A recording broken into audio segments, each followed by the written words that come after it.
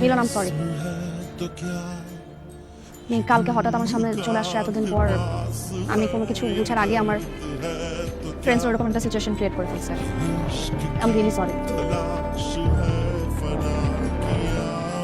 বিচার, আমি জানি তুমি এখানে কেন আসতেছো বারবার। তখন আমার কিছু করার ছিল না। বাবা যখন জানতে পারছে আমাদের ব্যাপারে, বাবা আমাকে কোনো রকম কোনো সময় না দিয়ে ঢাকা নিয়ে চলে আসছে। আমি তো তোমাকে জানাতেও পারি নাই।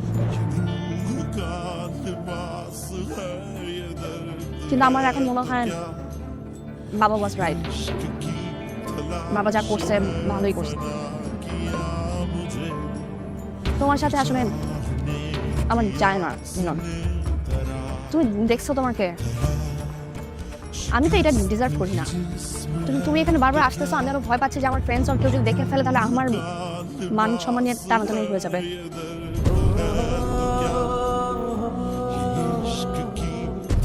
দেখো, আমি জানি আমাদের মধ্যে একটা সম্পর্ক ছিল, আমরা খুব ভালো একটা সময় কাটাইছি, কিন্তু এটা ওইখানেই শেষ।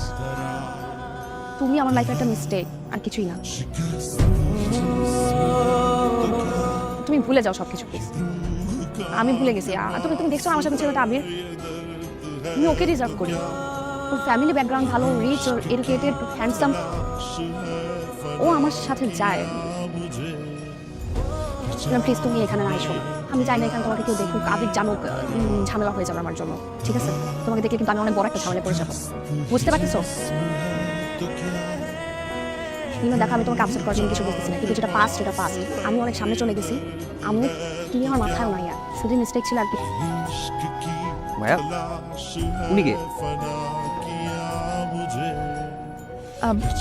কি ভাইয়া, কোনো হেল্প লাগবে নাকি? না, আবির। ও হচ্ছে মিলন, আমার গ্রামের বাড়ি থেকে আসছে। আমার বাবার আন্ডারে ওর বাবা আর ওর কাজ করে। ওই যে ওর বোনের কিছু টাকা লাগতো, বোনের এক্সামটা সামনে, এই জন্য আসছে আর কি। একটা মিনিট, না এই টাকাটা রাখো। আর কিছু দরকার পড়লে আমাকে জানাবো। যদি ভাইয়া শোনো,